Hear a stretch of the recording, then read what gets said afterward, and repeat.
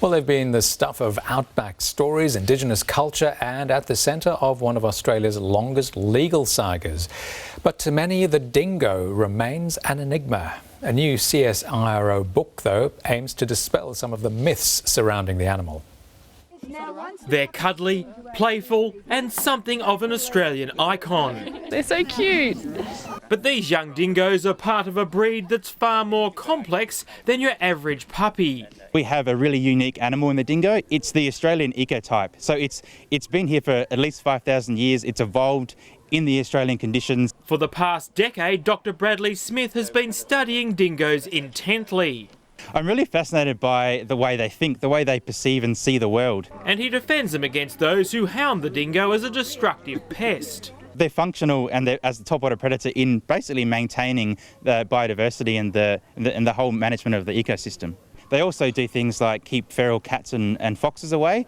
Dr. Smith has edited a CSIRO book, The Dingo Debate, which confronts some of the facts and many myths about the enigmatic icon.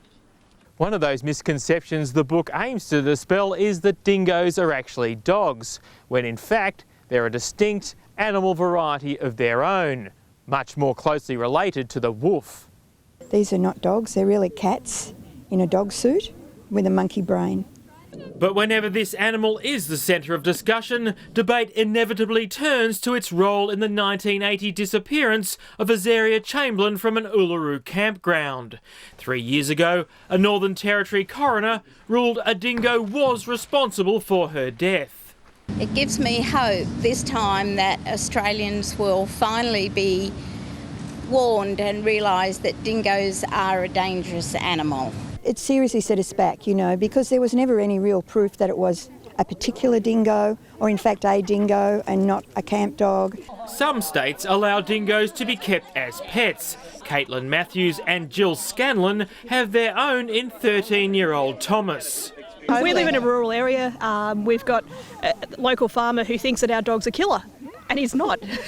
Very intelligent, and people say, oh, you know, you can't train a dingo. You can, but they'll just take your commands as suggestions. Yes. A dog that's not a dog knows its own mind while maintaining an air of mystery. Gareth Borum, SBS World News.